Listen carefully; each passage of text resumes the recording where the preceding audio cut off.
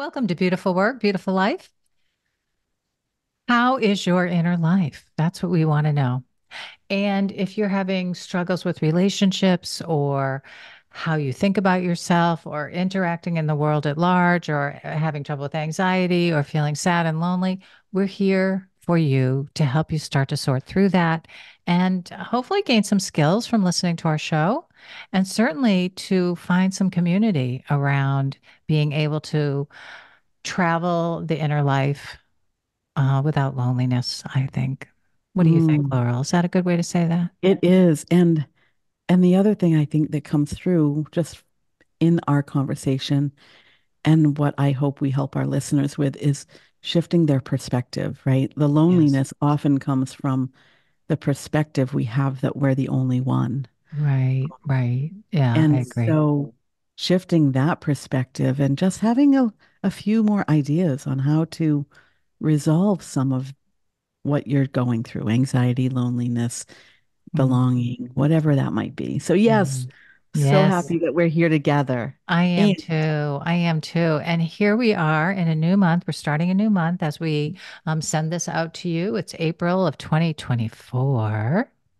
Years are flying by. Do you know I'm going to have a 50-year high school reunion if I go next year? That's how old I am.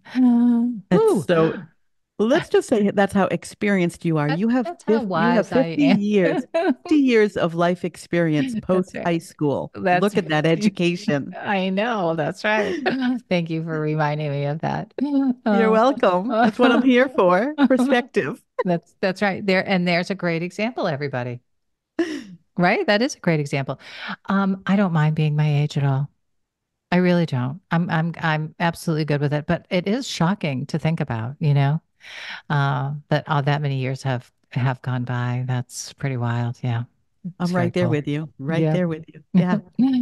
Um, okay, so here we are, and we're starting a new month. And last month we focused on communication. So if you missed any of those episodes and you're feeling like you need some help with your communication, make sure you go back and listen to March. We've got 4 great episodes around working with your communication, both internally and externally. And we're doing kind of a crossover show today between our topic for April and communication. We're going to stay with the communication topic a little bit. We're going to focus on the importance of saying no because we feel like that comes up so often for us with our clients and the people we're out in the world talking to. Don't you think, Laurel? We can't talk about that enough. Yeah. Yes, it comes up a lot in my circles, but I want to just um, give some insight into what's coming next in April and where the Yes. crossover fits in. So Yeah. in April, we're talking about um, empaths and sensitivity Yeah. and how we as empaths or sensitive individuals approach life and how we live into our being. And when we were talking about this topic, about the importance of saying no, or it just came to me, the art of saying no, Oh, I right? love that. Yeah. Um, so I often think, and I don't identify as an empath or sensitive, but I think that might be my own self-concept and not really who I am. I Because agree. even though I don't identify as being sensitive, I Mhm. am sensitive to other people's opinions, other people's expectations. And so saying no often for me is about what someone else needs, wants, or expects of me Yeah. and my sensitivity to not disappointing others. And so the crossover between communication and how to learn how to say no with Yeah. grace and ease, Hmm. um, and letting go of some of the sensitivity of worrying about others is so important. It is. It is. And I will say, after practicing for many, many, many, many, many, many, many, many, many years, this topic, um, that I want to say right from the get-go, especially for anybody who knows they're empathic or sensitive, that if you have the expectation that you will no longer have any feelings or just feel great after you say no or disappoint somebody, that's not how it's worked for me.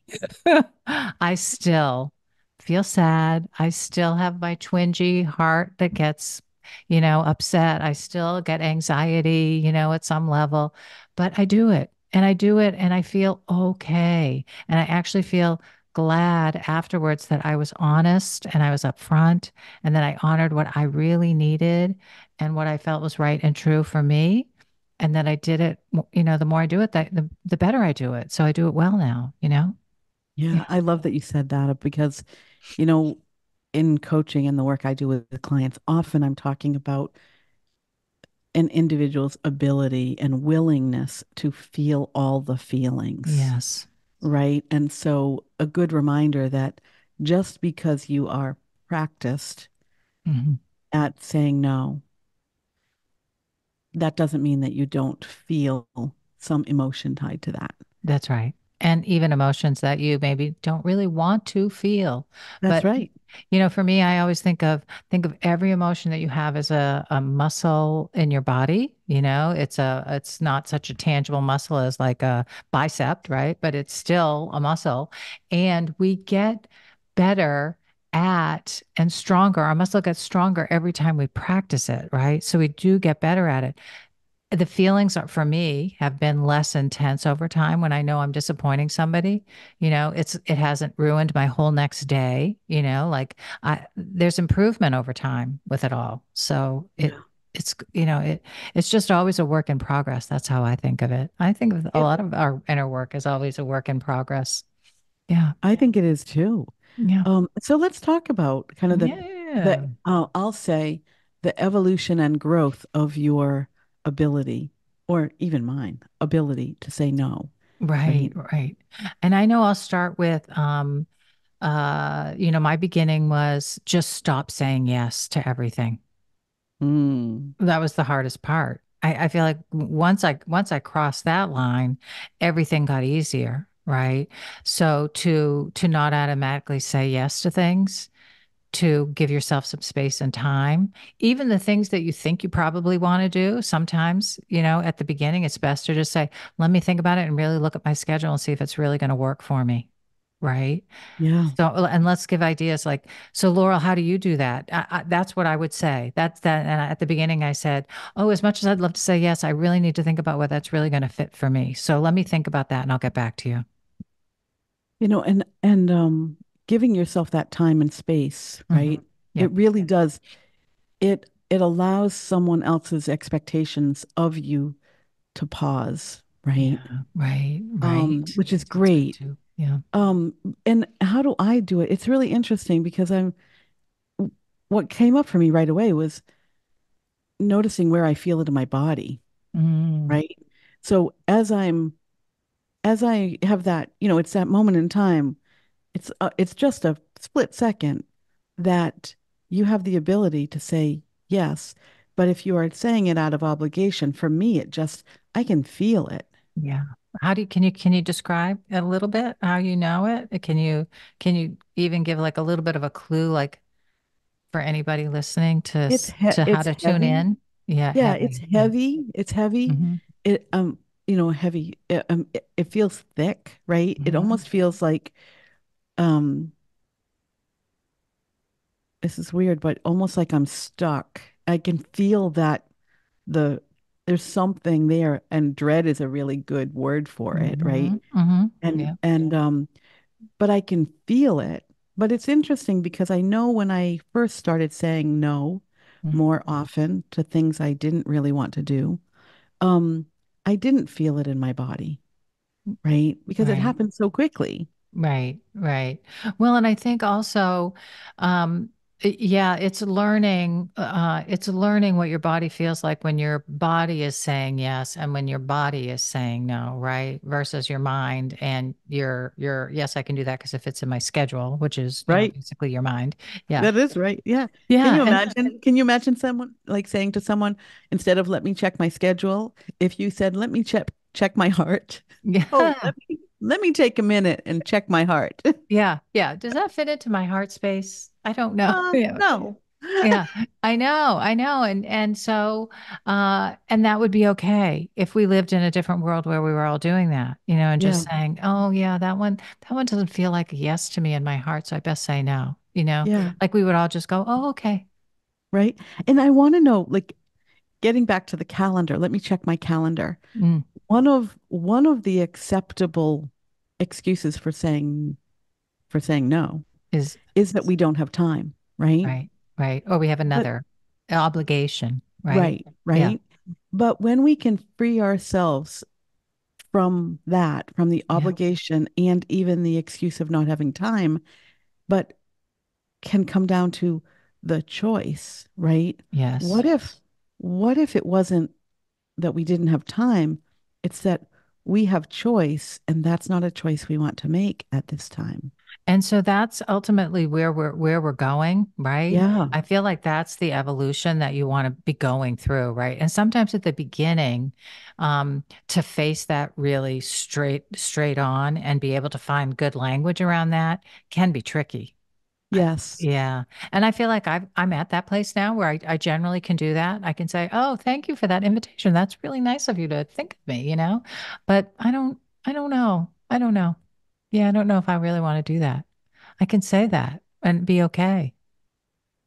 And do you think, I don't know if I really want to do that, Yeah. conveys the message that it's a no?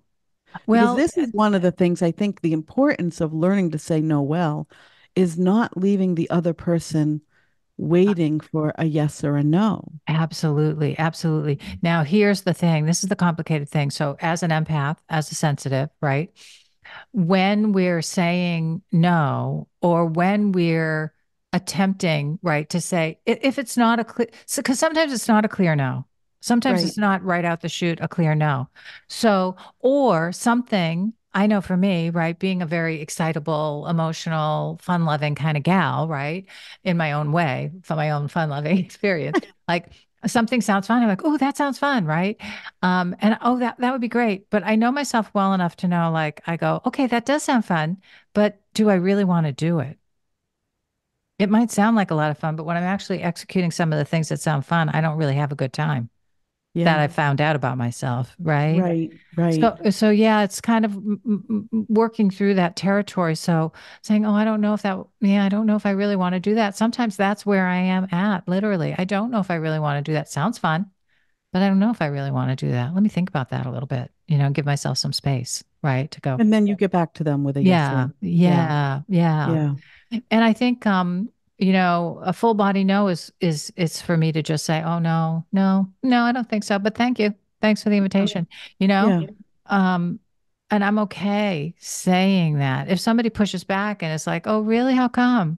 You know, I can usually now rise to because of my empath and my sensitivity to people, I can usually sense whether they're going to try to talk me into it.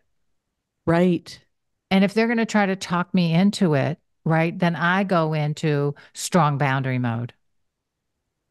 And my And strong so, boundary mode is, yeah, I don't think that's something I want to do. I guess it sounds like fun to you, but I don't know. Maybe it's just me, but it doesn't sound like fun to me. And yeah. and being able to like go to a contrary place and not make it personal to the other Right. person. It's just personal Right. to me, right? Right. Yeah. Yeah. And there's so much coming through that, boundaries, right? Yeah. Right. Judgment, right? Hmm. Like Hmm. you're protecting you're protecting, you are living into your boundaries Yeah. without judgment of yourself or others, right? Right. Yeah. So I mean, there's so much here. There's Um, so much here. We underestimate why we have such a hard time. I mean, think about, I know, when you go think back to the holidays, right? And how many women you encounter, they're like, oh my God, I have to do this. I have to, I'm exhausted. I'm this, I'm that. And I just don't even want to do any of it. I just want to go sit on my couch. Well, I want to say, go sit on your couch. Put yes, on the Christmas music, make yourself a cup of tea. Don't do anything for a little while, right? right. Because we're so used to just doing it and doing it and doing it some more and we get on this train and we can't get off. It's true. And the obligation train is Mm, really exhausting. And so I exhausting. think that's a really good clue also when, Yeah. when when you're saying yes to things, not because of desire, but because of obligation, that's a really good clue, right? Yeah. That what would it feel like if you began to say no to half of the obligations you carry? right? You still Exactly. get the freedom of choice of which are those that you're going to let go of. Um, and one of the ways I tend to, the language I use, similar to yours is I'd rather not, right? Thank you, Yeah. but I'd rather not go to that restaurant. Yeah. And I really do voice that I'd rather not, rather than Mhm. saying yes and then saying, but I'd rather do this, right? Mhm. Um, Mhm. I just say, no, I'd rather not. Yeah. And That's so great. to me, it's almost like that is an honest statement. Yep. And if someone follows up with that, well, what would you rather do? Then I Mhm. can share that, right? Mhm. Good. I'd rather sit home on my couch. Yeah. Right. Right. And I just need some downtime. I'm that's going to right. just go home and be by myself, and I might read, I might just meditate, I might do nothing, sit out in my yard, you know? Yeah. Right. Yeah. Yeah. I mean, and it's really fair to be able to say, going back to the holidays, this is a really busy time for me. As much as I'd like to attend everything, I know I can't. Right. Yes. Yes. Right. I mean, and that language too of, I mean, we're talking communication, letting someone know what you'd rather do, or letting them know that you don't have the physical capacity to do it all. Uh, Right. Those are true that's statements. And those are big, but it's also it's a humbling process to both tell the truth and to acknowledge within yourself that I've already reached capacity, right? Yeah. And that is Yeah. humbling, and it's not generally the American way. Absolutely, it is not. And Yeah. even, you say you know yourself, right? So Mhm. you know you're going to hit capacity if you Yeah. don't, if you're not discerning with how you spend your time, right? Right. Um, and I do want to go into a little bit of why it's so important to learn to say no. Yeah. Right. And for me, the number one reason is it frees up my energy and my capacity to do things I want to say with a, exuberant yes, right? Yes. I have a friend who she's also a coach who says if it's not a hell yes, it really should be a hell no, right? Yeah. Like Yeah. that. And so feeling that emotion, the excitement, the freedom, you Mm. know, the uplifting joy Yeah. of saying yes to things you really want to do, right? And maybe this is where it comes in for me of feeling it in my body. I Yeah. know what that feels like Mm-hmm. because that doesn't happen as often as I'd like, right? So I Yeah. remember that feeling. Right. And when you do feel, when you find yourself saying yes to things out of obligation, you know what that feels like. And when you compare the feeling to what you'd rather be feeling, Yeah. it's quite evident what you should say no to. Absolutely. Absolutely. And so the tricky part, right, is how do you how do you maintain a sense of integrity in terms of like keeping obligations that feel really important to you, but also not over overstepping your ability to create good boundaries in your life so you have the life you want to live, right? And Yeah. I think even to, if we go back to the holidays as an example, because I feel like that's one of the times of year when it's the hardest, right? Family obligations. And even coming up, we have Mother's Day coming up and Father's And Day coming let's up talk and about wedding season. wedding season, all the things, right? Yeah. Graduations, yeah. I May and June know. are very busy months. Yeah, yeah. And to be able to uh, shorten what we're doing. Maybe attend a ceremony, but not attend the party. Maybe go to the party for 15 minutes to acknowledge that you care and you're happy and whatever. Congratulations, but you can't stay because it's just too much. You have too many other things going on, or you're just tired, it's Yeah, okay. It's okay to say these things, but um, we're not conditioned to do it that way. So it takes practice to it learn how to does. do it. Yeah.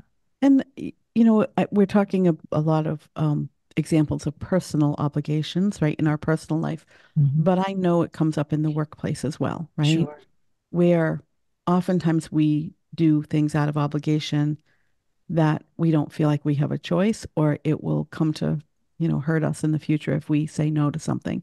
Mhm. Um, and I recently had lunch with a woman who, is moving into a new position that should be of a promotion, but what the company was offering her wasn't going to fit with what she wanted her life to look like.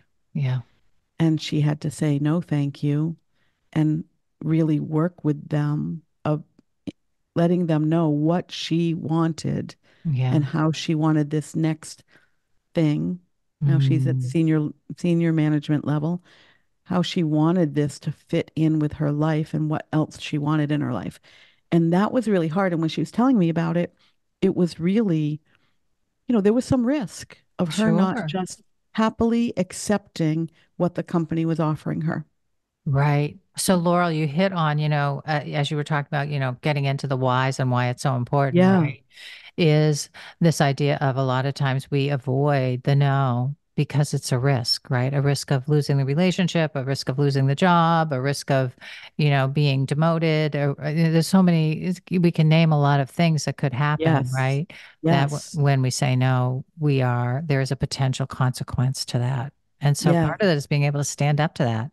And also to communicate it as well as you can so you minimize your risk. Yes. Yeah. And the fear of missing out is another form of risk, right? Hmm. Hmm. That, if we are fearful that we're going to miss out on a promotion opportunity if we don't take on this next project, for instance, Yeah. or volunteer to lead an event or something, but or even back to the holiday parties, fear of missing out, puts us in that we're worried about we perceive a risk if Yeah. we say no. Um, and even the risk of not fitting in or not being, loved, in our personal obligations, right? Someone not being happy with us, that shows up as a risk, all of those things in our nervous system. Absolutely. So, yeah, I mean, you can do all kinds of things to think that you're making other people happy or meeting your obligations, and you can be miserable, and your nervous system and your body will take the hit. Yeah, Because absolutely. if you're unhappy and you are dragging around, you're edging on depression because you don't have a life that you really like all of these things accumulate internally and they do have an effect on us. And Yeah. then they end up having an effect on our relationships because I know for me, when I'm around somebody who's really depressed, it's very hard to be around them. That is not a Yes. relationship that's easy to cultivate or want to engage in. Right. No, it is not. Yeah. I mean, it shows up in those ways, and which is why going back to the emotion, right? Mhm. When the emotion, I always look at emotion as a messenger, right? Yes, it And so is. Yeah. when you can identify, oh, getting to why aren't I willing to or able to say no? Oh, maybe I'm feeling a risk. What really leaning into that emotion and feeling the emotion and what can I learn from it? What is it telling me about Right. myself? Right. Right? And I think that it helps us too to rise into honest communication. If you're really worried about disappointing somebody, but you feel like it's a real no for you, that's how you lead in. Oh gosh, I do not want to disappoint you. I hate disappointing you, but I'm going to say no. Yeah. And are you upset with me? You can even ask, are you upset with me? You know? And I hope this won't be in the way of our, relationship or our friendship because I feel like this is what I need to do for me. Right. So it's being able to just learn how to start dialoguing around that. Yeah. And giving Well, people opportunity, right, to share. yes. Yeah. Yes. And that honesty with others Mm, really requires us to be honest with ourselves, going back to yes. Right. knowing what we want, right? Yeah. I mean, can you Hmm. imagine looking yourself in the mirror and having that conversation? You just, the example of, I don't want to disappoint you, Yeah. right? Yeah. Yeah. I Right? know. I I hope know. this doesn't affect our relationship, right? Yeah. Yeah. How often Do we do that to does self? ourselves, right? Right. And how often does it take to say no to things that we would rather not do? Hmm. Saying yes out of obligation. And where does that land? In Yeah. the disappointment scale, when are we disappointing ourselves Yeah. for creating a life that is not what we choose? Right. Right. Yeah. It's So interesting. it I is. Yeah. Go just ahead. thinking about, you Yeah. mentioned, your 50 years high school Yeah. reunion.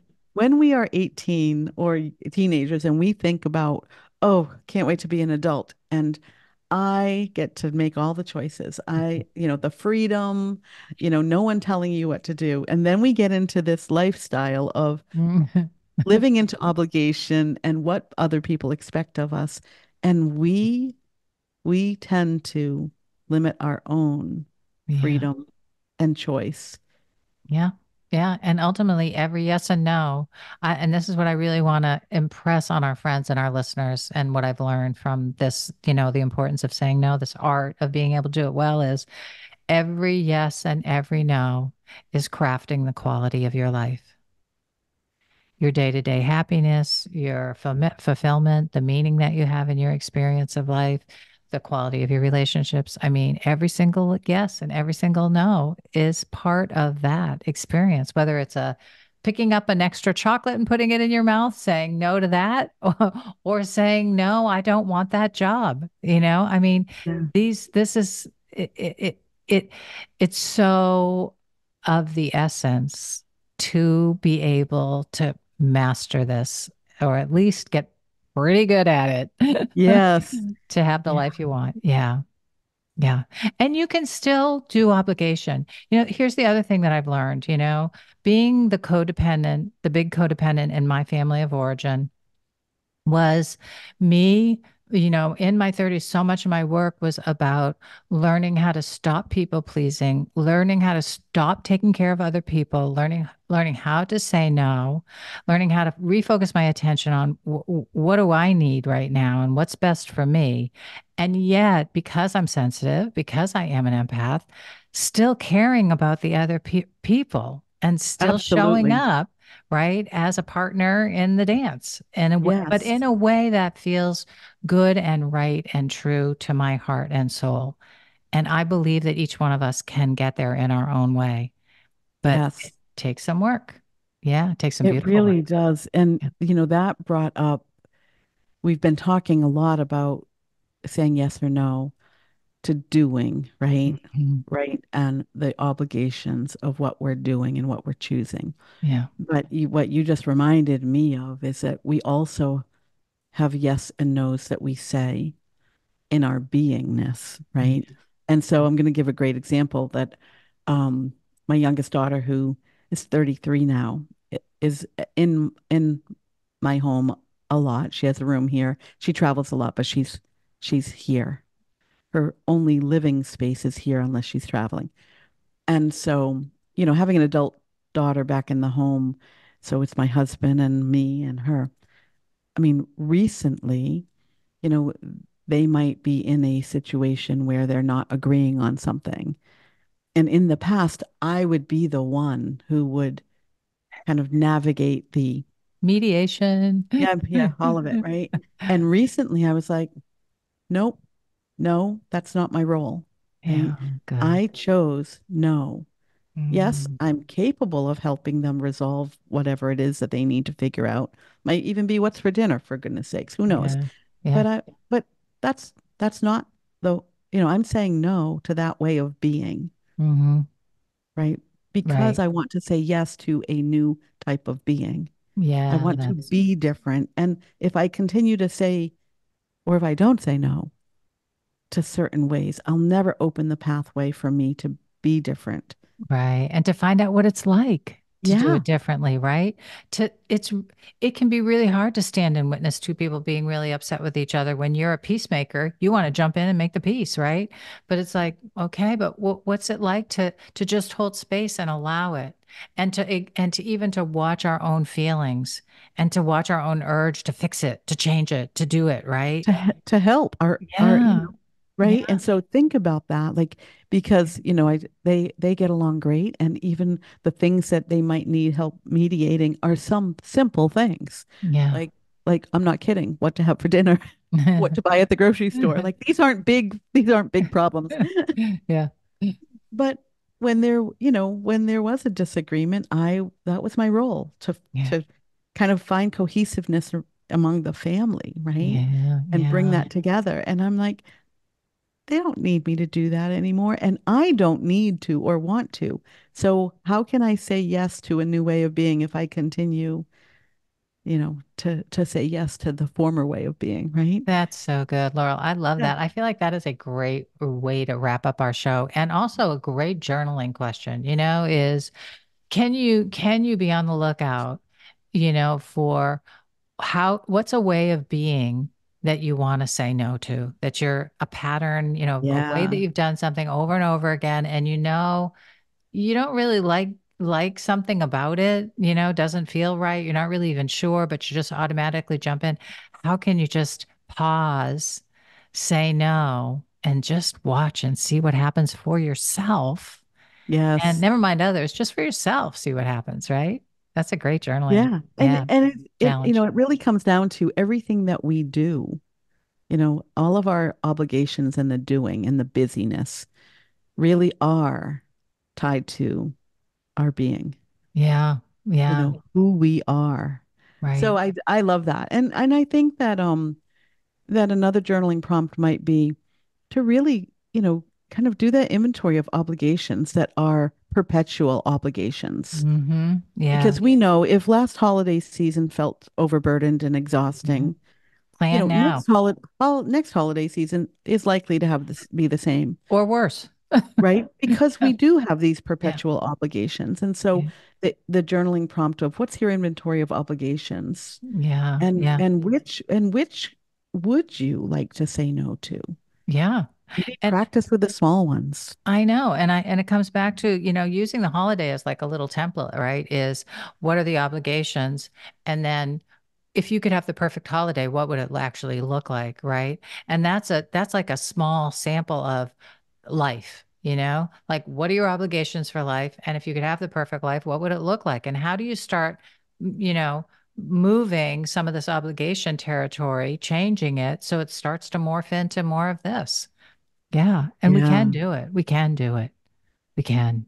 Yes, of course we can. Yeah. And the last thing I want to say is when you're thinking about your obligations to our listeners, when you're creating that inventory and you start to recognize the people that are tied to those obligations, my question would be, where do you put yourself in a priority listing of the people that you serve through your obligations? Yeah. Yeah. That's We great. never, we hardly ever feel obligated to ourselves. Mm, And so, where are you on that list of priorities? yeah. Yeah. Wow. Are you on the list? Are you on the list yet? That's right. Let's get you on the Right. list. Now, that's a new way of being. It is. Well, Laurel, thank you. I feel like we could I do feel like this is a triple header kind of show, at My least gosh. minimally, right? Coming up again to talk about it some more. But hopefully we covered a lot here and gave some ideas for people. And I'm sure we'll bring in more of this kind of topic forward and sharing more around it. I mean, I think it's going to be interesting for me to listen to the show and think, wow, what didn't we say that would have been useful, So we'll be Yeah, back for more of this for sure. sure. Yeah. And to our listeners, as you practice saying no, we'd love to hear, Yeah. how does saying yes feel after you learn to say no? Tell us Yeah. what changes for you. I know. And what are you struggling with? If you're still having a hard time communicating the no well, kind of break it down a little bit and tell us what you need tips with or help with, because we'll be happy to do that too. Yes. There is an art to it for sure. And that Yeah. will be the title of our show. Thank you, Laurel Boyven. As we close out, that will be the title. The art of saying The no. art of saying no. So All right. lovely. We will be back for more beautiful work, beautiful life. But bye for now, everybody. Bye.